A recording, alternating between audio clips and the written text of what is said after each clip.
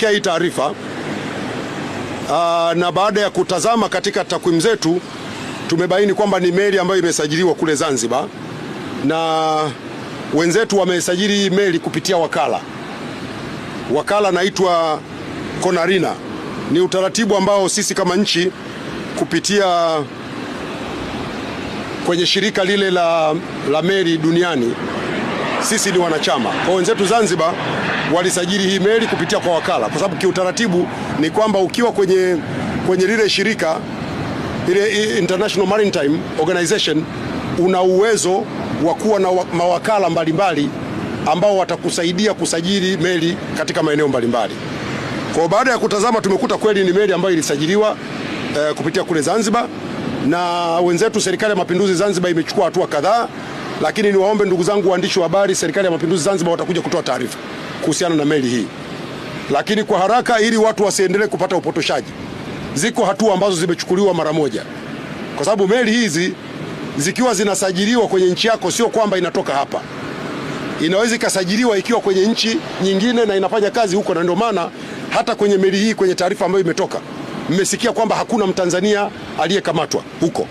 Ni meli ambayo imesajiliwa huko na wakala na imefanya kazi huko na imekamatwa huko kwa makosa yaliyoko huko.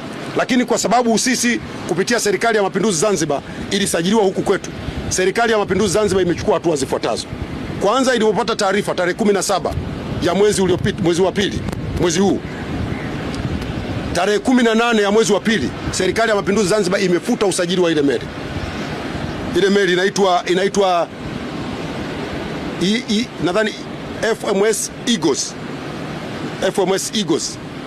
Ile meli imefutiwa usajili na hivi ninavyozungumza haina usajili tena wa Zanzibar. Lakini jambo la pili, Serikali ya Mapinduzi Zanzibar imewatafuta wamiliki wa hii meli kujua kulikoni. Sasa kama unavyojua, watu yamewakuta mambo, ushirikiano haujawa mzuri sana, nafikiri mnanielewa, na ndio maana imetoa hiyo hatua ya kwanza ya kufuta usajili wake. Lakini pili, imeipiga fine ile kampuni kwa mujibu wa taratibu za IMO, imeipiga fine ya dola 20,000. Jambo la tatu, inaendelea kufanya mawasiliano kupitia wizara yetu ya mambo ya nje ili kuondokana na utambuzi wowote wa meli hii kimataifa. Lakini zaidi ya hapo, wanaendelea kufanya tathmini ya mawakala wote ambao wameingia nao mkataba wa kusajili meli, ili wale ambao ni wababaishaji waondolewe.